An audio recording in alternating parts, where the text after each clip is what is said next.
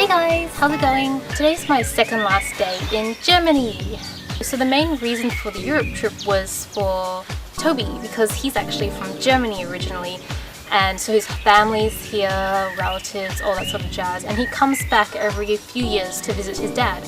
And I thought I'd really like to see what Europe's like, and so that's why I tagged along this time. And we changed the trip a little bit because usually he'll be here for like a whole month just in Germany, whereas this time we were away for a month, but we went to Italy, then Germany, and tomorrow we're going to France. Berlin I found a lot more interesting than the other cities, mainly because we had someone with us who obviously knew a lot about Berlin and could give us a lot of context.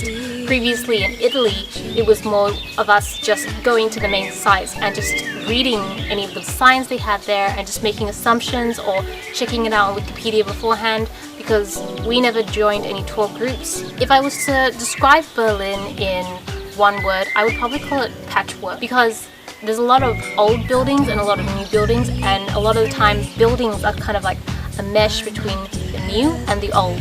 And that's mostly because in World War II most of the buildings were destroyed and there was only remnants left. So what Germans seem to have done is build around the remnants. But what I found really cool is that some of the old buildings still have like the bullet holes in them from the war. So they've tried to maintain that history, which is pretty cool. You know, you don't see that in Melbourne. Our trip to Berlin collided with two main events.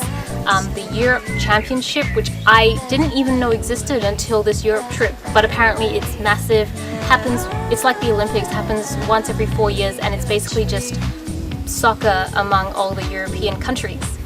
And I happened to be in Berlin the day that Germany played against Greece. There's a lot of crazy German fans, slightly drunk, all getting really amped up, and fortunately Germany did win against Greece, and then later they lost against Italy. The next day, I actually still don't remember the name of the event. It was like Chris something.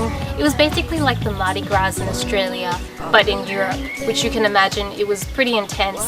As for Berlin itself, minus all these events, it was just really, had a lot of historical stuff to see. So we saw parts of the Berlin Wall, which still existed. We saw a lot of government buildings. The rest of the trip we actually went back to Toby's hometown, which is quite far north near a city called Kiel. Apparently it's quite close to Denmark, as I'm told. That's where I am right now. It's very naturey. There's not many people in this town. I think there's like 200 people, 300. I think this is like the smallest town I've ever been in my entire life. And of course everybody speaks German. It's very hard to find people who speak English. Toby's family is actually very passionate about food. We spend a lot of time eating and a lot of time shopping for food. And they're particularly passionate about organic food. So we've been out to like organic strawberry fields. I also ate quite a bit of this junk food in Germany called currywurst, which is just sausages with curry powder and some sort of sauce. We also managed to visit a couple of the surrounding towns, like, well, not really surrounding, but one of the towns was Münster, which is where Toby's family, some of his family actually works and studies at the moment. So we drove up there for a day and had a really nice family reunion dinner, so that was nice. Münster is kind of a very, I guess most of the towns in Germany are very old looking.